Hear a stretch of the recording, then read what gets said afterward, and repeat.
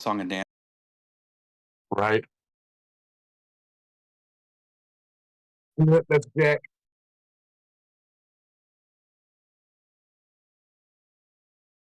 I am not going live today. I'm still in Florida. My father's funeral didn't happen when we anticipated, so I had to extend my stay. It'll be tomorrow. Right. Yeah.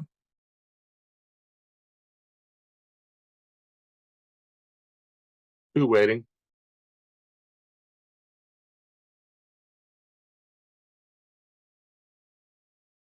Good morning, good morning, good morning. Hello. Hello. I don't know if they can hear you yet. Let me actually do my audio check. Yeah, we can hear you. Okay, cool. Wonderful. Let me do my. Yeah. All right, I got it muted. Hi, everybody. Welcome. What's up, Jack? What's up, John? And to everybody else who does decide to pop in. Hello, lurkers out there. So obvious oddities we'll start with. Yeah, I was getting the show ready this morning. I'm watching my brother's place, and I was really excited for it because he's got like uh super internet compared to mine, and I was really excited for it. And you know, I've been up since like 4 in the morning, like excited for it, I guess.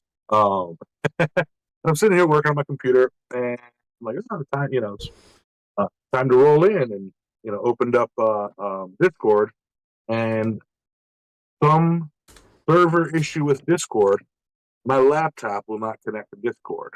It is a server issue to Discord. Adam was having a similar problem as well, and then he finally got his working, and mine still isn't working. So we are outed, replanning, and coming through Adam's speaker or Adam's computer. Yeah, so funny stuff there. And I'm on my phone, obviously. So my audio is nowhere near professional, nowhere near clean. Uh, we didn't have time to troubleshoot any audio issues, so it's going to be done on the fly. So with that being said, what's up, Boar? What's up, Turtle Dust? It's not a little bit earlier than it's been. It's 11 o'clock. But anyway, yeah. So fun stuff there. And don't forget to say hello to Tim. We know he's one of our lurkers now. Yeah, hello, Tim. Yeah, that actually might be the echo is coming from Adam through my speakers to. The echo was fixed. I had dual desktop audio, so I had desktop audio and I also had Discord coming through. So I just muted one, and it seemed to have fixed the problem. Well, there you go. I step out and have a cigarette because I'm not at my house, so I can't. So let's get on to the first point of business, which we always go through. And considering you're going outside into the lovely blue skies, how was your fortnight? Wild. Again, one sec.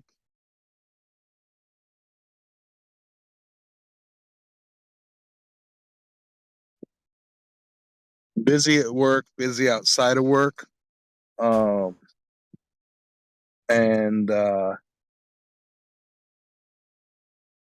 yeah, a bit in shock for some of the stuff that's happened over the past couple of weeks, like in the world, and especially over there on the other side of the state, and then down in Florida. Y'all know my history with hurricanes, so it's like I'm really kind of messed up in the head about it. But uh, there are those who are, yeah.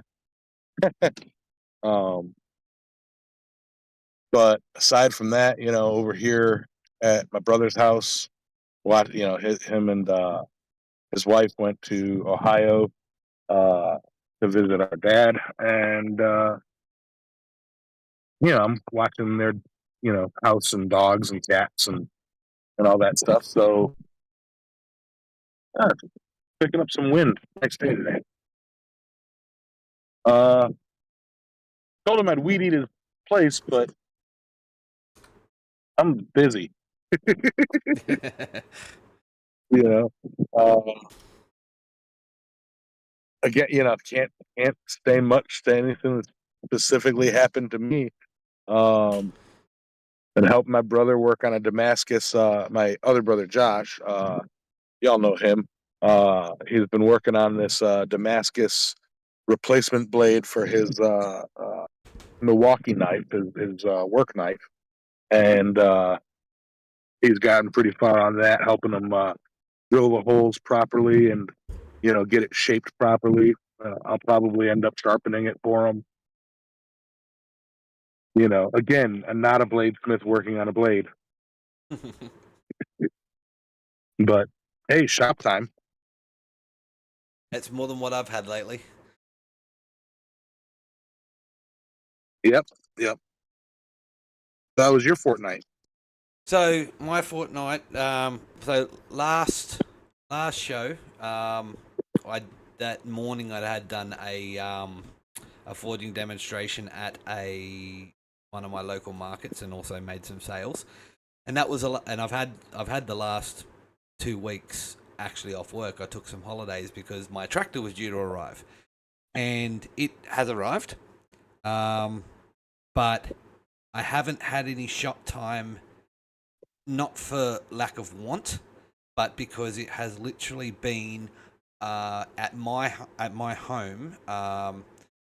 It has been on average 44 degrees Celsius or hotter, which is over 110 degrees degrees Fahrenheit, every day. Yeah. Except today for the last 2 weeks. It has been, and I've been, of course, I've got my tractor, and I've had some stuff to do on the block with the tractor.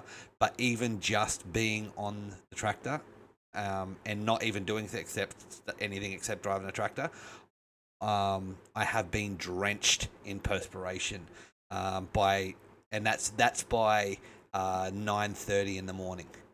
So go outside and doing anything, and I'm absolutely, and I mean wringing wet. The other day I took off my shirt at 9:30, hung it on the clothes dryer, the clothes area that we've got sitting outside, and I had a puddle of perspiration underneath my shirt. It looked like I've dived into a pool fully clothed.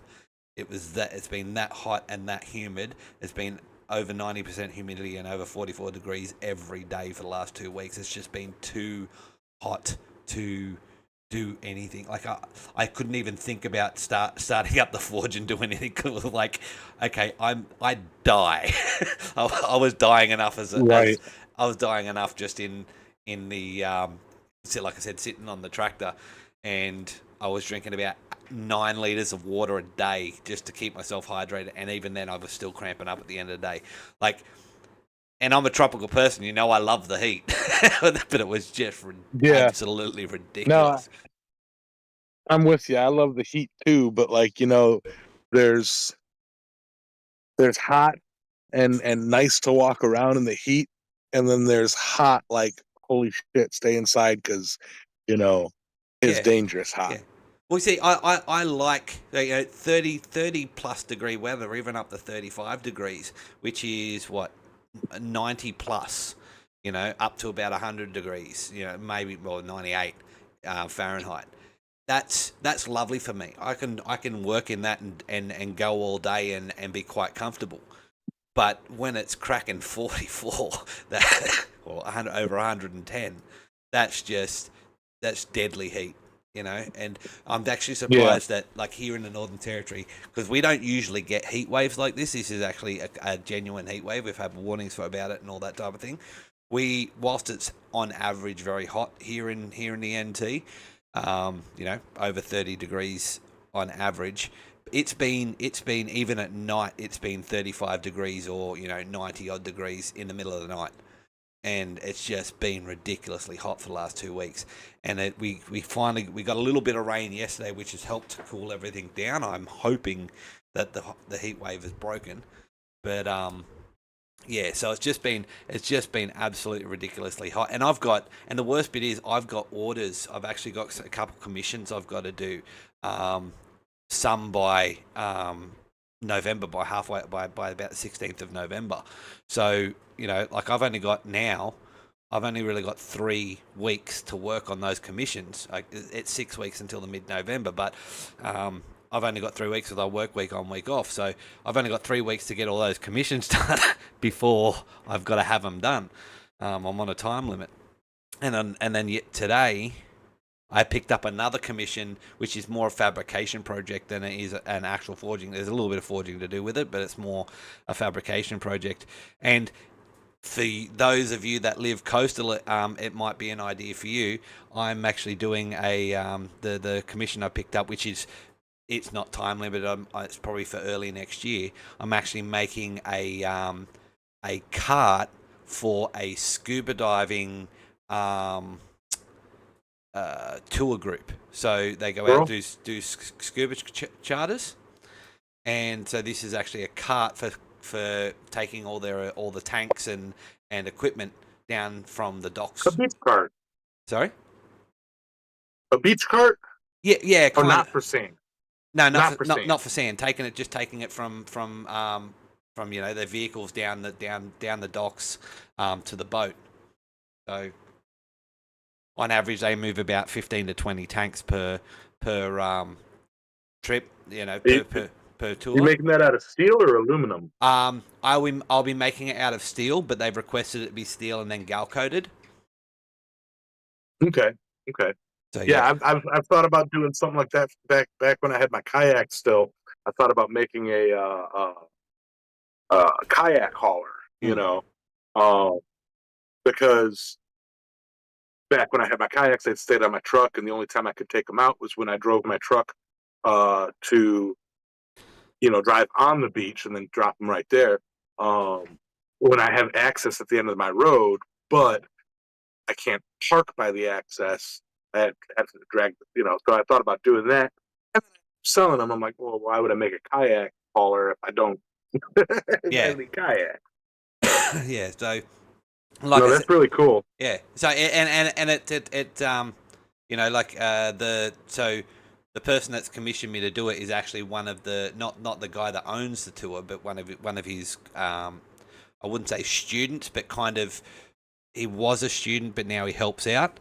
Not really a volunteer, but employee. But he's commissioning it for the guy that runs it, and it turns out that he called me a week or so ago to commission it, and then it turns out they went out on a dive today, and it turns out that the owner had actually been looking at the same sort of thing to purchase, and they're $700-800 a pop for this type of item, and I'm looking at it going, well, I can make one that's more suited to what you're doing, because so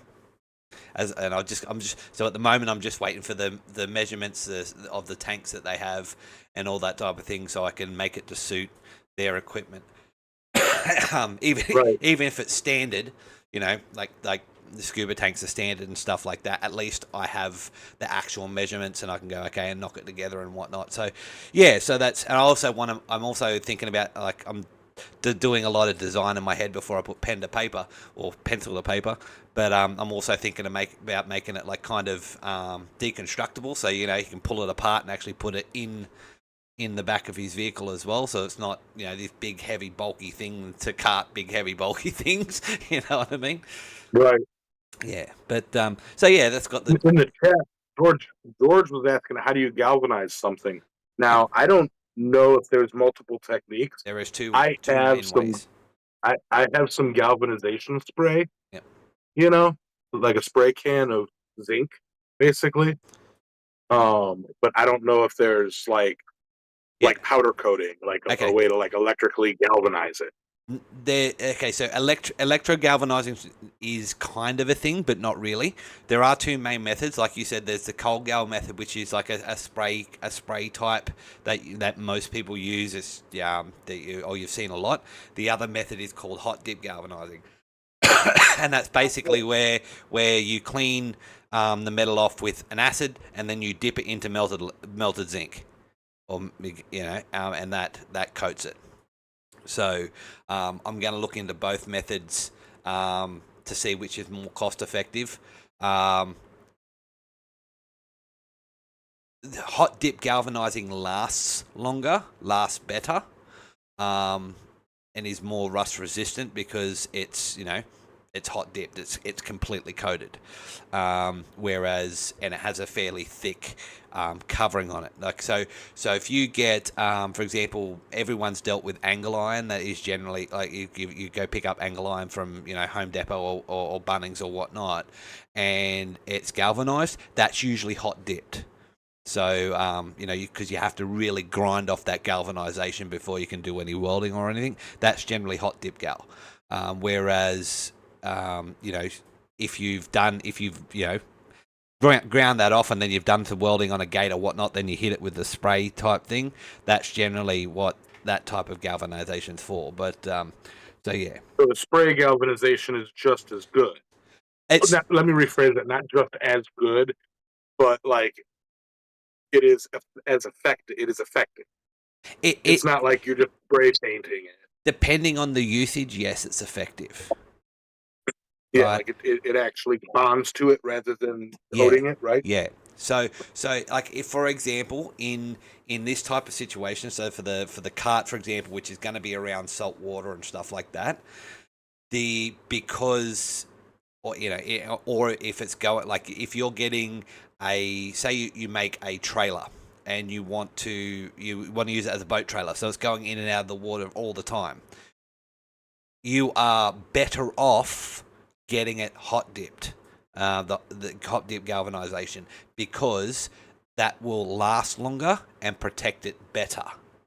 But in this sort of situation where that you're not expecting that cart to actually go into the water, it may be around salt water, but it's not going into the water, then cold gal or spray gal will work okay. It may not get the same lifespan as hot dipping will, but it will be fine. In a situation where, like for example, you lived in the desert and you just wanted to protect your joints from rusting out and stuff like that, because the moisture content is generally lower in the air and stuff like that, cold gal or spray gal will work just fine. So it comes down. I'd even argue that in the desert, just beeswax would work fine. Yeah, but it would, but it comes down to the application. It's one of those. It depends. It comes down to the application things. So yeah, so it's cold gal can work, but it's one of those application versus necessity things. So that's why I'm going to be getting a quote for hot dipping this let's call it a trailer or a cart, because of the cost effect. I want to see if it's cost effective, because it will be better in the long run. It'll last longer, but if it's not cost effective for the customer, then I may as well just either paint it or cold gal it. I will cold gal it anyway, but you can always paint over it. Yeah. So talk to him. Be like, well, here's after you get a quote for hot dipping it, find out what it would cost to cold like get a cost estimate, and tell them it's like, here's the options. You could either keep it. We can spend this much to get it hot dipped and it'll last forever. Or I could zinc spray it. And it'll last a little bit less than forever. Or I could just spray enamel it, and you just every week or so, maintenance on steel, give it a spray. Mm. That they might not want to do that because that means that they've got to unload the rack and then bring it outside, spray it, let it dry, then reload the rack, all that fun stuff. Yep. That's it. Yeah. What's up, Ben? What's up, Mr. Lonis? What's up, Boar? What's up, Tim? What's up, George? What's up, everybody that I didn't say hello to? Yeah. Yeah, but so as Trail Dust says, hot dip galvanizing is thicker coat. Zinc plated, which is generally electro zinc plating, is thinner. And cold gal spray is mostly zinc filled paint. We don't have here in where I live in the Darwin Northern Territory. As far as I'm aware, there's no electro zinc plating place here to do it. That may be different wherever you are, but the two options I have is either the gal paint or the or hot dipping. So unfortunately, that's my options, and I don't really have the ability to build a zinc electro plating. Yeah. So you could just get a foundry and some zinc, and then melt some zinc, and then take a paintbrush and paint it on it. Yeah. No, whilst zinc has a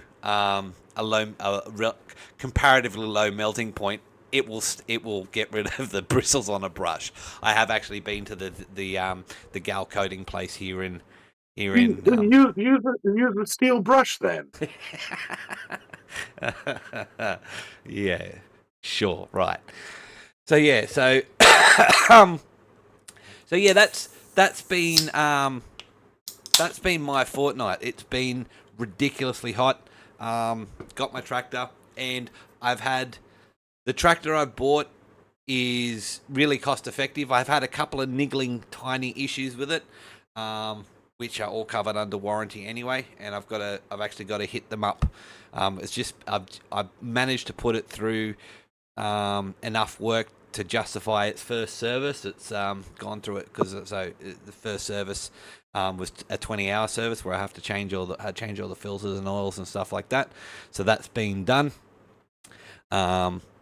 And like I said, a couple of niggling issues which hopefully will be sorted out. One's already been sorted. The other ones I've just got to talk to the company and say, hey, this is an issue I'm having, and hopefully that gets sorted really quickly. But other than that, I've done a hell of a lot of work with it. So my fire breaks on the properties here in the NT when we have a particular weed which we've talked about before, which has caused some major fires at my place, which is gamba grass. So we're supposed to have a 15-meter boundary around the block that's going to be free of gamba. So part of the last fortnight I've actually spent on the tractor clearing some of that boundary. So I've got I'm actually taking out to 19 meters so I can go to certain people. So I'm going to have a 19 meter fire boundary all around my block, which I can keep slashed. And yeah, I'm having an absolute wonderful time on the tractor, and the having a front bucket is a godsend. I've moved about 32 tons of dirt so far in the last week or two. Just for fun. No, it was actually had to get. If I had a front end loader, I would get a front end loader and then order a pile like a 20-ton pile of gravel or soil or whatever, just to move it back and forth. Yeah. Like no other reason. What do you need this for? Just put it there and don't ask questions. I would literally, one weekend I would move it to the front of the yard, and then the next weekend I'd move it to the back of the yard, and then just back and forth, just to play. Big tool, big fun. Well, that's what I've always been told. It has been fun. Who have shared it. It has been fun, but these piles of dirt. So when we first got here, of course, my my block was virgin bush, so it never had anything built on it, never had any boundaries done, anything like that. So they've literally come in with a loader initially and just pushed a track in, and then pushed cleared where the house block was going to be and pushed all the dirt up into piles. So in the process of clearing that boundary, I've had all these piles of dirt which were just stuck, 4 meters from the boundary, just wide enough for the driveway. So I've had to go through and clean all them up, and then like I said, when they've because I've got a 40 by 40 meter. What's that?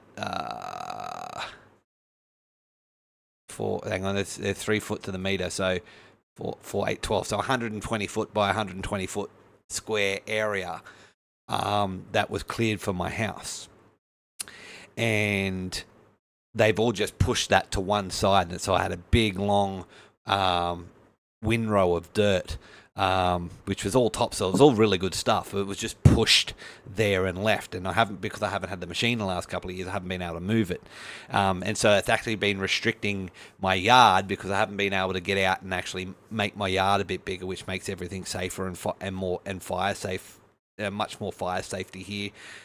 But in the process of, we actually hired a tip truck for the last 3 days, and in the process of that, we've worked out, so it was a 5-ton tip truck, and we've been filling it to about 4 tons each time, and so about 32 to 36 tons of dirt we've moved in the last 2 days, which is just get in, move the dirt, and I still haven't finished. It's I'm nearly finished, but I haven't completely finished. So I've still got, I reckon, another probably about 20 tons of dirt left to move. But unfortunately, I've got to go back to work tomorrow, so the truck goes back tomorrow morning, and that'll be another weekend. Not next week. It'll be a couple of months before I get to finish that. Yeah, but in saying that, a front end loader is lots of fun. Yeah. Yep. We have one in the family. It's supposed to be on our property, but Skip's got it at his place, and it's like we don't have a way to bring it home. Depending on how big it is, a tilt tray. We don't have access to a trailer that can haul it. The next best option is just driving it through the back roads and bringing it over. Do you? I was going to say, I know you guys have like tow trucks over there, but so particularly where I am, your like slip under the front diff and lift, like crane type tilt tow trucks. We don't really use them. We get flatbed trucks with a tilt and slide. We call them tilt trays. Yeah. They're the type of things that we generally use, and they can haul up. You can put shipping containers on those things. That's the thing. I'm not paying. It's a long familial story, but like the thing's supposed to be on my property anyway. It was brought off of our property without permission. It's supposed to be on our property. It was so it's like borrowed. Yeah. when it shouldn't have been. Yeah. Yep. It was borrowed. Okay, I get it. So yeah. Rob says now you need a backhoe to dig a moat. Ben said he's going to mail me. Charles said now I need a backhoe to dig a moat. Funny thing, I've actually got a backhoe attachment. It kind of went through the fire, but I tested it out. It all runs really well. It's now attached to the back of my tractor on the 3-point linkage, and the uses of its own independent PTO motor to run all the hydraulics, and it works like a dream. It's fantastic.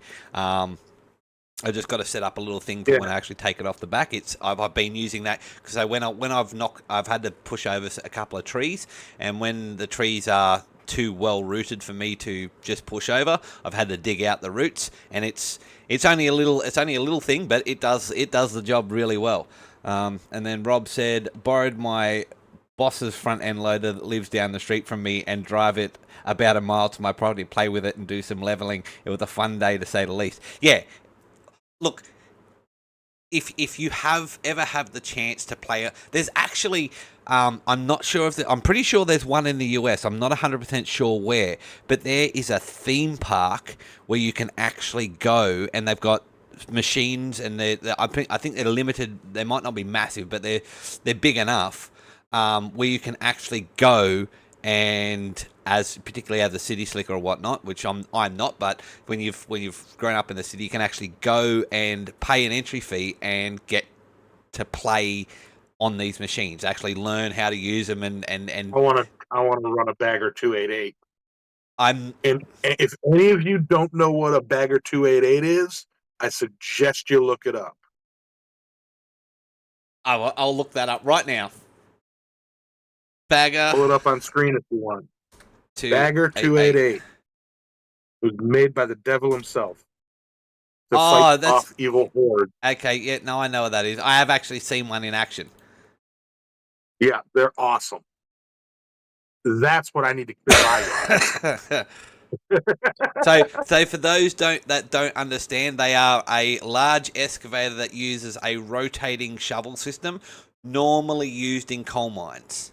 Well, in my experience, they're a very common piece of equipment used in open face coal mines. And they're about the size of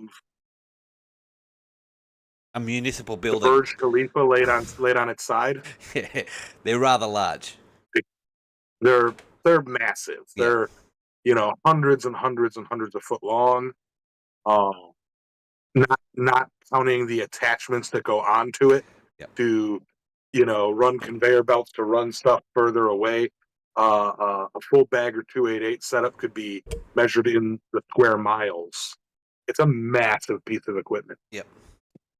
And they have the basically rotating buckets that come in and scoop up and then dump it onto a conveyor belt which shoots it out the back and all sorts of things. They're rather, like I said, I've actually seen them in action. Think like a circular saw, but with buckets instead of blades. Yeah. Yep. And the whole thing pivots, and generally it's on a track, and they move, or they've got tracks like Caterpillar tracks, and that moves along the actual face. And yeah, they can actually because the control box is so far from the buckets. They generally have an exclusion zone around them of the whole machine. It's massive, and you can't go in that exclusion zone with vehicles unless you radio the operator, because they can quite easily turn the machine. Don't know you're there. Yeah, they can quite easily turn the machine and take out even dump trucks, because these things are so big. Small dump trucks, and particularly, you mine utility vehicles like your four-wheel drives and stuff like that, easily take one out because they just don't know they're there, don't see them. I've been lucky enough that I am a dwarf and I'm digging a hole. Diggy, diggy hole. Diggy, diggy hole. No, I'm a dwarf and I'm digging a lake. But yeah, no. Like I said, I've been fortunate enough to go around to a lot of different mines and use a lot of different equipment in my life, and yeah, I've seen one of those in action, and I never got to operate it. I didn't get up to get in the control box, but it was awesome. Just the sheer amount of material it could move in a short period of time was like awe-inspiring. But at those construction theme parks, so to speak, they don't have machinery that big. Their dump trucks are relatively small. But I mean, I'd love to be just on site of a Bagger 288. Well, if you ever come down under, I'll take you down to Emerald in Queensland, and out at Dysart and Blackwater. They've got those machines, and you can see them from the road. Yeah. Oh yeah. I think there's only a handful of them in the world. It's like Krups is the name of the manufacturer. A German company, Krups or Cups or Nuts or something like that. Yeah. I think it's Krups. Krupps. Krups. Yep. Yeah. I'm not sure. But yeah. Yeah, so if you ever get the chance, you want to play on big machinery like that, yeah. I can't remember. I do know it's a theme park that works on that. You can go drive a dump truck and drive an excavator and drive a front end loader and drive a grader and all the fun things.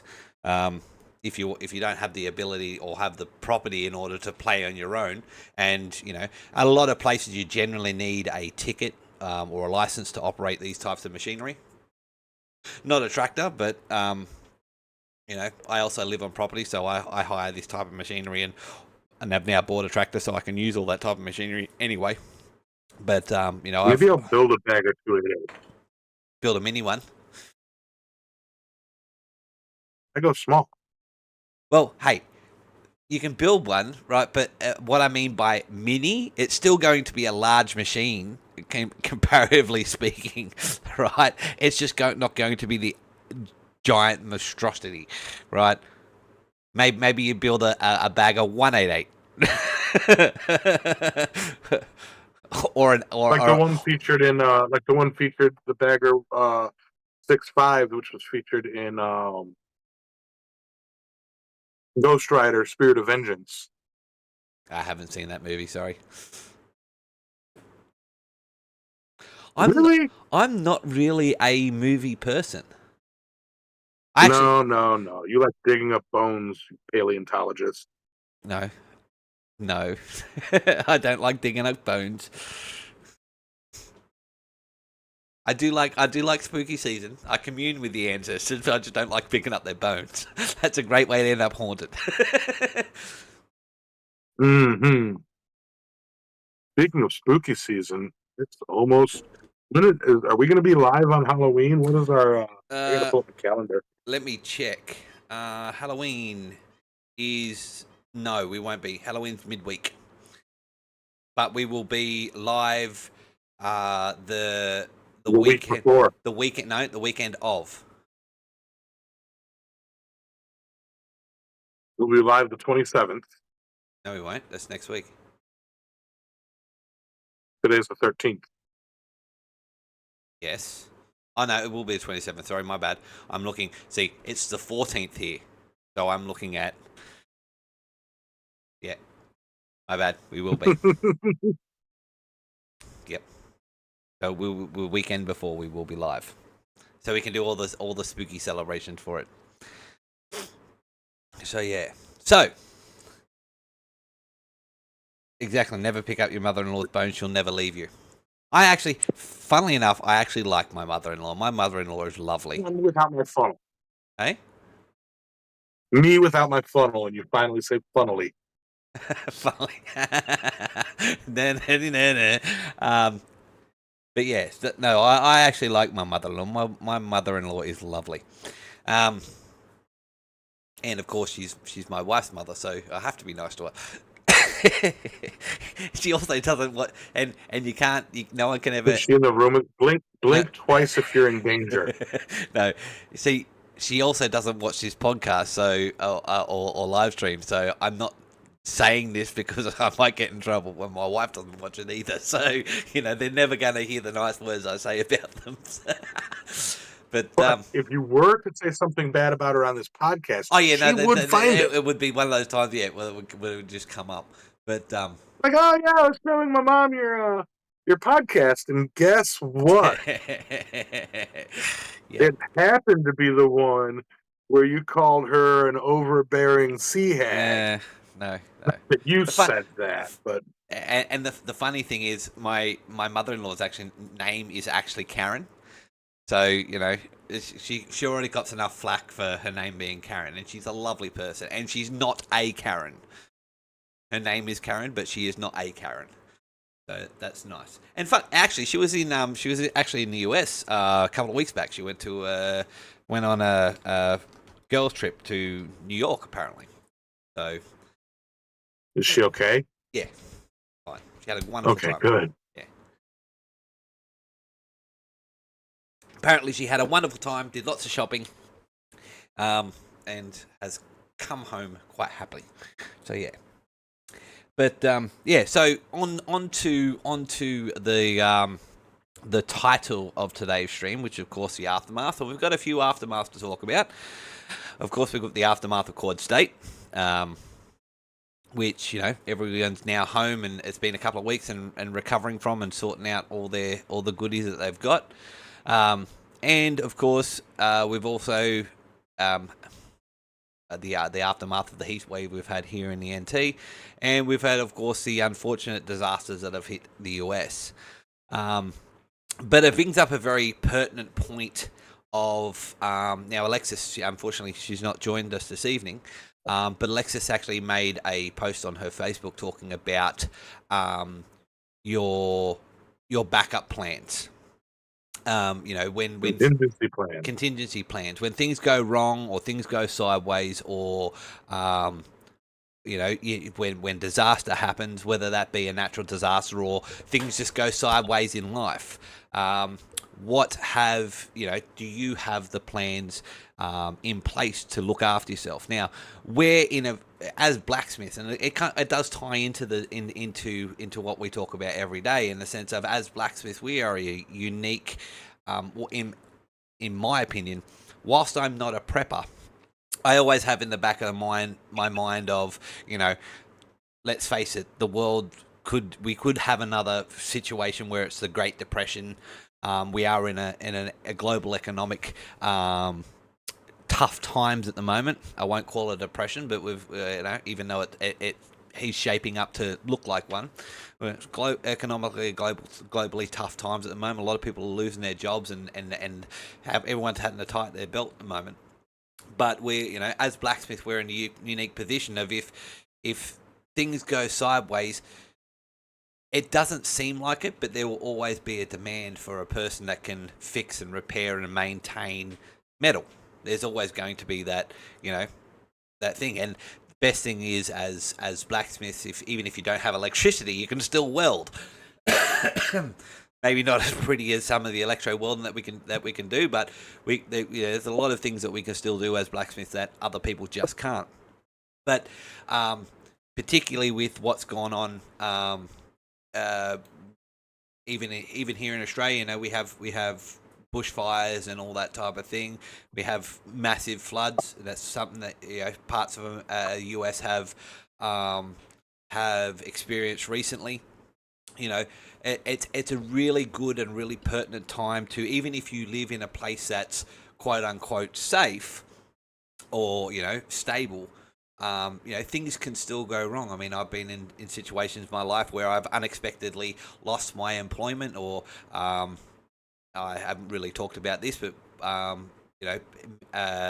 10 years ago, I was in a long-term relationship with a woman that I thought was the one. And that ended, and unfortunately she left with my car, most of my belongings, all of my savings, and left me rather destitute. And then within 2 weeks, I lost my job and basically had nowhere to go and nowhere to stay and no money to do anything with. And I had to, quite quickly make a backup plan, and trying to do things on the fly is a lot more stressful than having a well thought out and well set up, or at least a some sort of situation that's set up. So, and I kind of think about it like insurance. I pay for more insurance than I probably need at the moment, but having been in insurance sales, I also understand of insurance is like a spare tire. You have a spare tire in the back of your car, hoping you won't need it. But if something goes, if you ever blow a tire, you're always glad you got a spare. So, it's one of those situations where I think you should, if you haven't, look into how. What you what you would need to get by if things went sideways, and and no one, your comfortable bare minimum. Yes. Yeah. Because look. To bare bones it, surviving and thriving are two different things. Mm-hmm. When the shit hit the fan, for me, the multiple times that it has, I've never been prepared. Mm. You know, it's always been, well, I guess I'll restart everything. It works for me. I'm used to it. I could lose everything right now, and in a month or two, be okay. Mm. You know, sucks, but that's a skill that I've gained because I don't have the money and don't have the space to. Now I do. Now I can. I have the space to prepare. Yep. I just don't have the money. And But see, I was like that up until last couple of years, and actually right up until just before I got invited to come over and visit you guys. And fun, about to say it again, you're really going to be annoyed with me, Yamas. Funnily enough, being invited to the US to come and meet most of you guys and girls, and starting the preparation for that actually assisted me in preparing for things going wrong,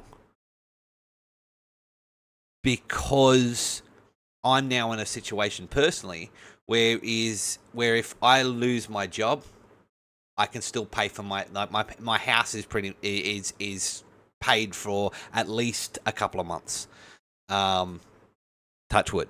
If things go sideways in my relationship, I've got things sorted out that I'm not going to lose everything. If we have a major situation where there's a natural disaster, I'm covered by insurances and whatnot. So I, not to say I'm facing some of the situations that some people may be facing with health and all that type of stuff, but for example, I have private health insurance. Our health system runs a little bit different here in Australia than that it does in the US. But if something happens to me health-wise, I know that, for example, my wife will be comfortable and be able, and she won't have to worry and have the stress of having to try and keep the house and all that type of thing. That's all sorted. So, but to give credit to where credit's due, and all you guys deserve this. You inviting me to come over to the US helped really kickstart that. Not paranoia that something would happen to me while I was in the US. Ben, you can't kidnap me, and neither can you, Yamis. But I know it's not a 0% chance that something will happen when you come over here. Exactly. And side note, I got up to check. They don't have a funnel here. They might in the kitchen. Nope, I just checked. Oh, okay. Maybe in the garage. They don't have a garage. Oh, okay. Where do they work on their cars and stuff like that? The mechanic does that for them. But yes, so we're being invited to the US got me, preparing. And the first step was saving money, and to have money for my trip for the US. That was the first step, and having that money, for the first time in my life, having that sort of money gave me a sense of security that I'd never experienced up to that point. Like you, Yames, every time something had gone sideways, I was more of a wing it and it'll work itself out type person. And to a degree, I still am. I mean, because I've rebuilt my life so many times from being, having an okay life and then losing everything. I do have that ability of, okay, well, I'll wing it and it'll work out, because it does. But on the flip side of that, having been able to prepare, there is a substantial lack of stress that I have, and it's freeing, to be perfectly honest. It's kind of like, okay, if things go sideways, I know everything. I know the route I have to take. I mean, I don't know if you guys do this, but one of the things that I do is when I walk into a building, I always look for the exits, and that's in case there's a fire or an emergency like that. It's like, okay, I know the exits there. It's like every time you get on a plane, there's a safety briefing. If exits are here and here. If you need oxygen that's going to fall from the ceiling, that's going to happen. And that's because not because they're thinking, yes, an accident we're going to have a plane crash, but they're thinking just in case, you're more likely to survive if you know what's going on. And that's the same. The same is true for life in general. You know, if you have a plan, even if it's just a basic plan, but if you have some sort of a plan, if what is it? SHTF, if things hit the fan, if you have some sort of plan of action, you're going to be in a better position to survive than if you don't, and you just kind of go, oh shit, you know. And I mean, look, like even as you, when with the going back to the hurricane and stuff like that, you know, Yeah. whilst you didn't have a set plan. When I made plans in the moment. Yep. Put me in debt. Put me in a situation, and catastrophe brings out true colors. Okay. There are people that I thought were on my side that weren't, that I found out due to the catastrophe that found out weren't on my side. And there were people that I had thought would not be on my side that were in my corner, not on my side like in an argument or anything, but in my corner, you know.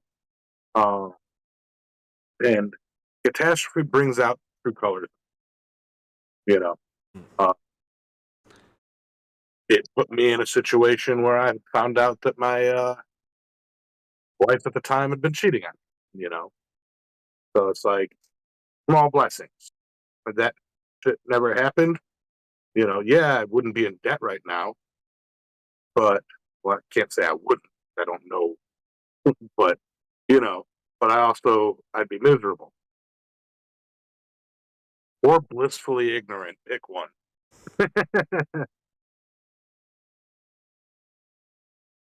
But yeah. hello, Eric. Thanks for joining us. But yeah. Hello.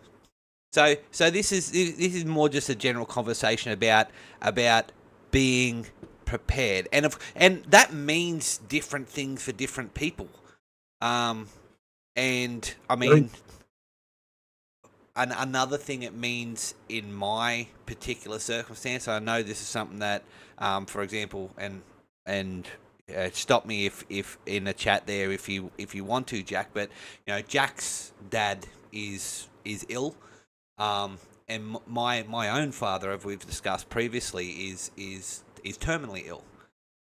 So you know that preparation extends to that sort of situation as well. Like I know that my dad's going, and he's going soon. You know, he's outlived his prognosis, which is an awesome thing. But you know, I don't know. Oh, he passed Monday. I'm sorry to hear that, Jack. I'm sorry to hear that, Jack. Yeah, I'm really sorry to hear that, Jack. And I can empathize with what you're going through, in the sense of I will be going through it some stage soon, and soon might be 2 to 5 years, but it's still a lot sooner than I would like. And I apologize for those of you that may not have the best relationship with parents or parental figures, but my dad is my hero. He always has been, and you know, he's a tough old bastard, but he's a wonderful, you know, he is a genuinely loving man in his own way. He's tough. He's always said, you might, and as I was growing up, he's one of his favorite statements was, you might hate me now, but one day you'll love me. One day you'll love me for the lessons I'm teaching you. And he's absolutely right. Like you know, there were times where I would curse his name, but the lessons and experiences he's given me growing up, he's my hero. And so since his prognosis, I've been planning and preparing for the aftermath, for the things going sideways. And that was both him going earlier than expected, but also now for me, thankfully, him going a lot later than expected. You know, he is slowing down, and I'm watching it's not as quick. Like my grandfather died of cancer many years ago now, 20 years ago. But he went from being healthy and full of life to within 3 months he was gone, and we lost him really quick. Luckily, that's not a situation I've had to deal with my father. But I am watching him slow down. I am not. He's still full of life, but I'm noticing subtle changes. That says to me that there is soon going to be a future where he's not in it, and that breaks my heart. I'm you guys don't see it, but I feel the feeling behind my eyes of tears welling up, because, like I said, my dad is my hero. But and that's another thing that preparing for the aftermath, having that contingency plan, having that preparation of how to deal with it. And that could be something as simple as going to therapy, or talking to family, or spending time with those people before they go. Again, I want to extend my my condolences to Jack, because as I said, I'm not going through it yet, and I'm sure there's many people in the chat that have already been through it, but I know I will be soon being relative. So it's a very, very important, being prepared, and there's a lot of situations, as I said before, that that preparing, and no two people's situations are exactly the same. Some people are going to prepare for things that I'll never have to prepare for, and depending on what part of the world you're in, and what the climate is in your region, you'll prepare for things that other people just won't. But having those in mind, and having a best case scenario and a worst case scenario, is always a good thing, in my opinion. Yeah, and on that, because we talked a little bit about it at the beginning. That's a hurricane over in Helena that hit west side of my state. It's like there's always going to be a situation that you didn't prepare for, not because of anything other than like Buddha funk it, like it's completely unforeseeable, completely, this goes to you, Adam, this goes to you, Jack. It's like, as much as it sucks, the diagnosis of ill health for whatever reason, that you've got this much time to live, it's like that gives you the chance to be with your loved ones, or to have your loved ones be with you, rather than a completely unforeseen of like here and then gone. Mm-hmm. I know, John, I can't see the chat right now, so I don't know what people are talking about, but I know last show was right after the hurricanes, or during, right after the hurricane, and Mr. Coffee popped in and let us know that Mr. John Norwood over there at Hickory Forge had lost his shop and his wife was missing. News did come in that they found her body. He did not make it. That's one of those, like, that whole situation for John, completely unforeseeable. That storm was more than anybody in that area would ever expect, and the situation surrounding it, and all of that. It's like, yeah, sorry, there's a wasp getting ready to fly right on me. But I lost my train of thought, but you guys get what I'm saying. It's and that kind of catastrophic change and transformation of life is why it's aside from I'm broke and all that stuff, I don't bother preparing for things, because I'm not going to sit there and pick apart what can happen, and then be blindsided by who the hell thought that would happen, as I have been so many times in my life. It's me personally, and this may or may not work for everybody. This may or may not sound right or callous or whatever, but my mindset with living my life is change is constant. Everything will change, you know. Uh, do not expect to have the life that you're living today be the same tomorrow at any time, you know, Yeah, because yeah, things so things that's how do I change in an prepare instant. for things. Is I just in my head know that tomorrow my truck may never work again. Who knows? You know, and I'll have to deal with it. You know, I may get home from watching my brother's house, and you know, like, Genie, I've been trying to call you. Jay died. Oh shit. You know, like you never ever ever know. So with that, you prepare for what you can prepare for, and just be mentally ready to be prepared for the stuff that you can't be prepared for. Yeah, and maintaining that certain amount of flexibility. You know, prepare for what you can prepare for, and but be flexible enough for that you can't prepare for. I mean, an example of that, and this isn't going to apply to everyone, but Australia isn't known for earthquakes. Okay, but in the last 5 years, Darwin has experienced at least 5 earthquakes.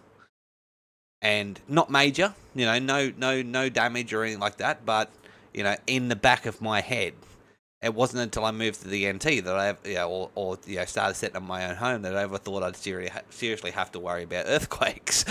But it's one of those things of, well, there's nothing I can really do to prevent it or mitigate against that type of thing. So I just have to make sure that I'm flexible enough to deal with it if we ever have a major earthquake.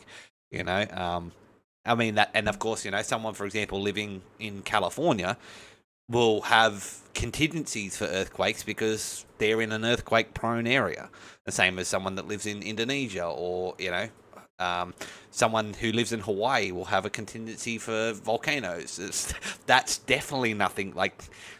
And that this kind of comes into the hurricane type thing that's recently happened in America. Helena, was it? I think Yames, was it Helena or Helene? Yeah, Helena was the one that Yeah. came up through the Midland. Yeah. So that Hurricane Helena is something like a volcano where I live. It's like I don't even think about that because it's not something that would happen. Like the closest volcano to me is several hundred miles away from me. It's in Indonesia. Yeah. But it's not a 0% chance something might happen which causes an Right. earthquake, a volcano here. But I'm not prepared for it because again, we were talking a little bit about that before too. Like, I believe you asked me why the infrastructure in America can't withstand a hurricane, and it's like, well, the areas that are hit by hurricanes can, yeah. you know, and you can compare, uh, Western North Carolina, Eastern Tennessee to, the areas that got hit by Helena and Milton, uh, over in Florida. Like, there's damage, yeah, but like not as catastrophic as uh, Helena. Yep. And it's like you bring up chances, you bring up the odds, and it's like every time I've seen a hurricane that when it hits Florida from that angle, it does one of two things. It either grabs the east side of the Appalachians and rolls off over to the ocean, hitting me. Or if it does continue over the bulk of the mainland, it's rising it's cooling, it's rising in ground level and reducing or increasing the pressure, uh, and kills it basically. and by the time it reaches, Atlanta, in the line, it's down to a tropical depression, and everybody else just gets a thunderstorm. For some reason, Atlanta just had power behind her to keep going and not veer off to the Atlantic, but stay on that side of the other side of the mountain. You know, Yeah. But and I didn't do a whole ton of studying on it. It's just my understanding of how hurricanes work and how geography and jet streams and stuff uh, affect them. So it's like complete amateur meteorologist. yeah. Yep, and as I just replied to Eric, he goes, volcano is a tough one to prepare for. About all you can do is move further away. And I said, well, not if you don't know what's there. Like if a volcano exists in the NT, we'd have no idea because a volcano literally hasn't existed in Australia for over 10,000 years. So what if there's a crack forming slowly over those 10,000 years, and like slowly, a event coming up right under Darwin, and then you just get a bubble. Yeah, well, there's in my opinion, there's two places in the Northern Territory which are most likely to get a volcano, and I say most likely because they're where hot springs exist. So we've got the Mataranka hot springs and the Douglas Daly hot springs, and if you know anything about geothermal energy and stuff like that, that's generally everything about. That's generally where a magma pocket or something like that comes close enough to surface to heat the rocks in order to heat the water.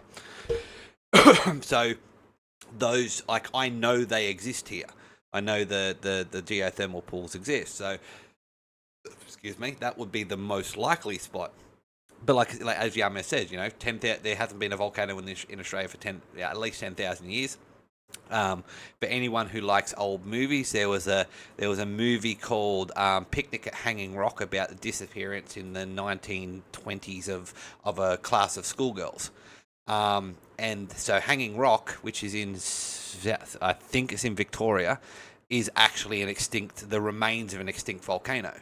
But that's like I said, 10,000 years old or something. It was the last. It's the only, the most recent known volcano in Australia, because there hasn't been one for a hell of a long time. But that's not to say that one won't exist. I mean, of all parts of Australia, Darwin is the closest to the Ring of Fire, which is the circular volcanoes on the tectonic plates that runs through Indonesia and the Pacific. But other than that, we don't have any volcanoes. Australia is in the middle of a tectonic plate. It's its own continental shelf. So it's one of those things. So yeah, but anyway, going back to topic. So there are many people that are surviving many different things, or in the aftermath of many different things, whether that's quad state or some sort of disaster or unfortunate event. And I think it's pertinent just to start thinking about, if you have the ability, start thinking about, any, and that the preparations don't have to be huge. They can be subtle things of at least having some sort of forethought of, you have a house fire. Where, for example, would you stay if that sort of thing happened? That something is better than nothing. It might not have to be a complete plan of how you're going to pay for everything and fix everything, but my house burnt down. Okay, so I can go stay with X family member or X friend until I can start getting the ball rolling on getting things fixed. Having an idea of your next steps for some can be enough to help you think clearly in a terrible situation. And my thoughts and prayers go out to John for the unfortunate loss of his life partner. I'm not sure if it was his wife or his fiance or something like that. Fiance. Yeah. So, but I can empathize with that in the thought of how would I feel if something happened to my wife, and I also, you know, most people try to avoid thinking about this, but I try and actively think about it. It's the reason why, every morning when my wife leaves for work, I'll say, drive safe, be aware of idiots on the road, and watch out for animals. Because, I live in a place where, in the US it's deer, but here in Australia, a kangaroo can jump out and total your car. And I've seen it happen, and it's happened to me. So it's, I make a point of saying that every day, not because I'm trying to be controlling, but I want my wife to think about be aware of it and that type of thing, because I know how I'd feel, and it would probably be worse if something happened to her. So even just thinking about your next steps if something goes wrong is at least a path to being able to better position yourself if something does go wrong in the aftermath. But we've been on air for over an hour. It's fairly flown there, Yamez, I think. Oh yeah. So let's get to final thoughts. I'll let you close out the show there, Yamez. So I'll start off. Final thoughts is, if you have the ability, make sure that you get out and make something.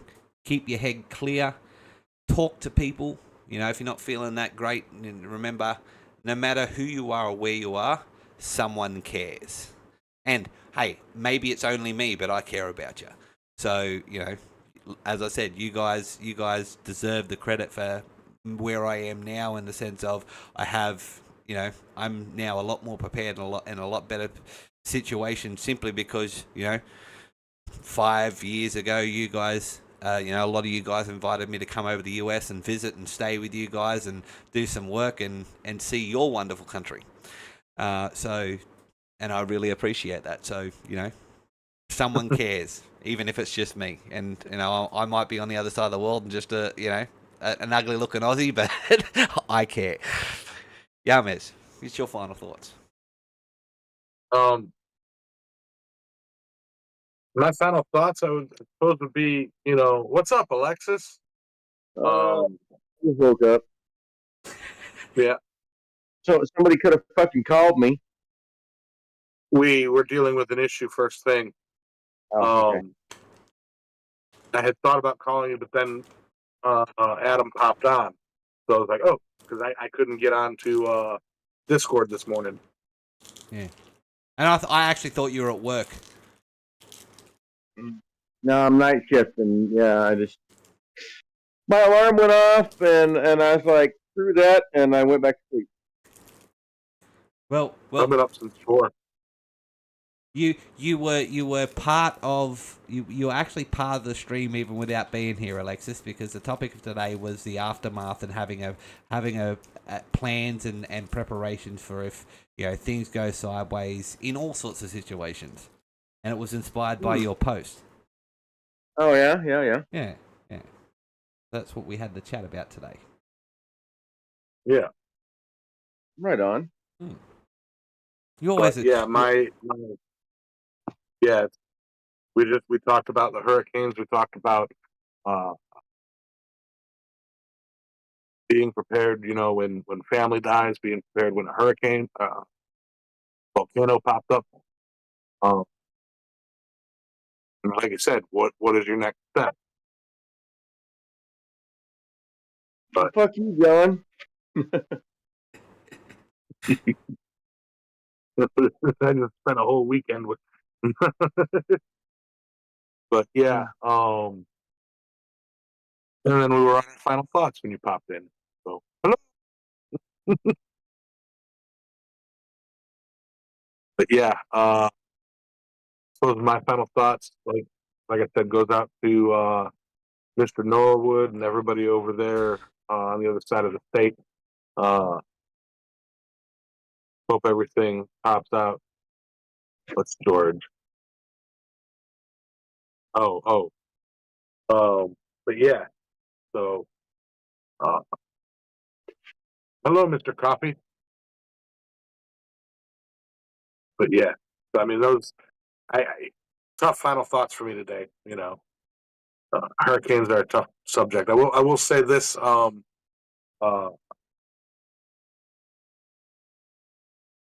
No, I forgot it.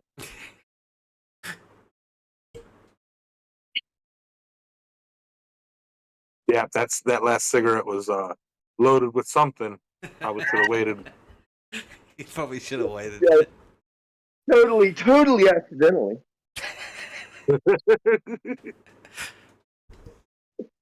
Well, Yeah, I get- tried. My brother gave me a bunch of gummies. Let's say that.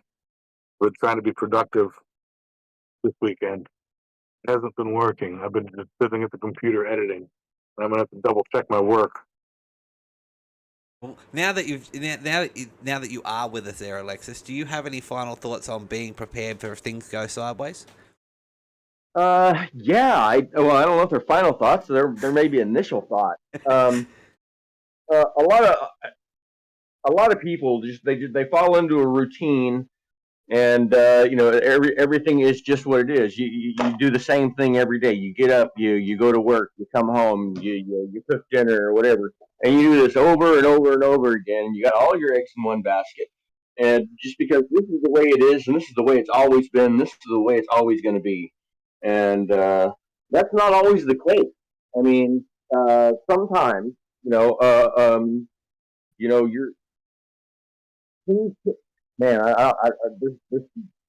There's just some stuff that I really don't want to touch on that triggered that post that had nothing to do with me. It was a bad situation with some friends of mine. Well, two different friends, two different situations, whatever. But I mean, you can wake up in the morning and be without your better half. Mhm. You know, what are you going to do? How are you going to handle that situation? You know, you could wake up in the morning and the company you work for has just dissolved, and you show up and there's a lock on the gate that says, "Sorry about your bad luck. We don't exist anymore." What are you going to do? How are you going to handle that? Now, it's not like you just have to. I bought three houses, and yeah, not so much that, but just, if you think about things, what would I do if this happened? What would I do if that happened? All right, I mean, like, you and I had talked. I mean, like, my post talked about what do I do if the United States outlaws my health care? Well, I'm freaking coming to Australia. I've already figured that out. You know what I mean? I've got a plan in place, for asylum and all that stuff. Um, I know what I'm going to do if that happens. But by a similar account, I've got a plan in place. All these, it doesn't even have to be major. I mean, it's like, what do I do if somebody dies? What do I do if this happens? And I've just got a plan for all of it, and I hope I never have to use any of them. But they're there. And or if not a full plan, it's at least an idea of, okay, this is how I'm going to cope with the situation, and a lot of that is due to like my anxiety and whatever, and anxiety for me used to be fairly crippling, and it was always it's always this thing in your head that's going, what if, how oh my gosh, this is going to be so bad. And my therapist gave me these tools to work with. It's like, all right, what's the worst thing that can happen, and can you cope with it? And I'm like, well, okay, this is the worst thing that can happen, and yeah, I can, this is what I would do. This is how I can cope with it. And I use that thought process to kind of work out, okay, what's the worst things that can happen? Can I cope with it? Yes, this is how I would do it. And so yeah, I have these like little plans in place where they're not necessarily plans it's like I don't have a plane ticket on hold to go to Australia, but I mean they're I know how my life is going to proceed if things go sideways in various forms. And I mean, I think everybody could kind of have those things ready to rock and roll in the case of an emergency or a life changing event.